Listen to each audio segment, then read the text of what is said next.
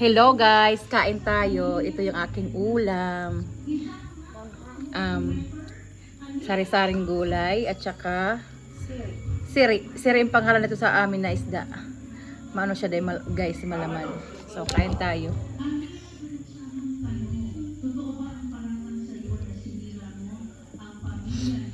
Nunood kami. Nasa labas ako guys kumakain. Andun sila nanonood ng TV. Kain tayo.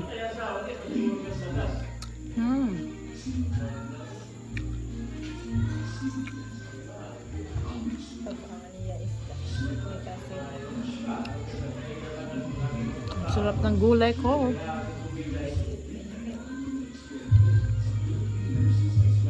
Sorry, may nag-video ko sa kabilang bahay.